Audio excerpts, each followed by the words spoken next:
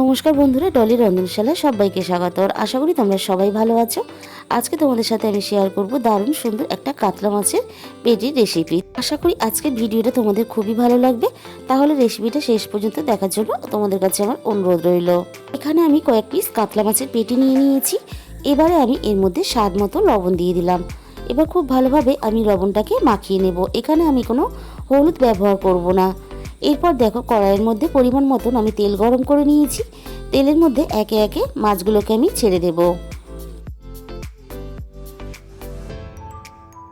মাছের একটা সাইড ভাজা হয়ে যাওয়ার পরে অপর সাইডটাও আমি একইভাবে উল্টে দেব।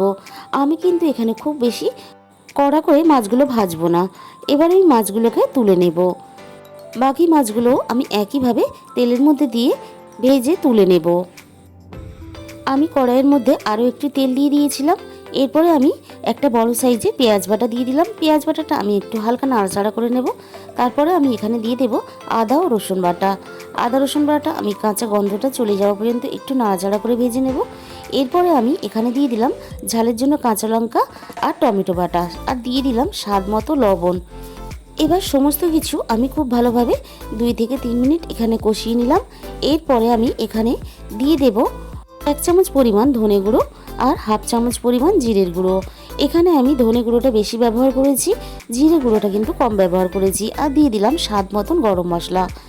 এই সময় গরম মশলাটা দিলে তাহলে মশলার সাথে গরম মশলাটা খুব ভালোভাবে মিশে যাবে। আর দিয়ে দিলাম এখানে পরিমাণ মতন জল। আমি যেহেতু গ্রেভিটা একটু বেশি রাখবো, তাই জলের পরিমাণটা কিন্তু আমি একটু বেশি দিয়েছি। ঝোলটা যখন হালকা এইভাবে ফুটে উঠবে তখন কিন্তু এখানে মাছগুলোকে দিয়ে দিতে হবে।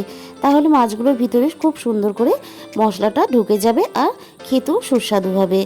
এরপর দেখো, সব শেষে আমি এখানে দিয়ে দিলাম ধনেপাতা বাটা। ধনেপাতা বাটা এই পর্যায়ে দিলে, যেহেতু ওই মাছটা একটু নরম করে ভেজেছি, মাছের সাথে ধনেপাতার গন্ধটা খুব সুন্দরভাবে মিশে যাবে আর স্বাদটাও খেতে অনেক ভালো হয়। তাহলে বন্ধুরা, আজকের রেসিপিটা ভালো লাগলে অবশ্যই ভিডিওতে একটা লাইক করো। আর যে সমস্ত বন্ধুরা নতুন আমার চ্যানেলে এসেছো, আমার বানানো রেসিপিটা ভালো লাগলে অবশ্যই আমার চ্যানেলটাকে সাবস্ক্রাইব করে পাশে থাকার অনুরোধ রইল।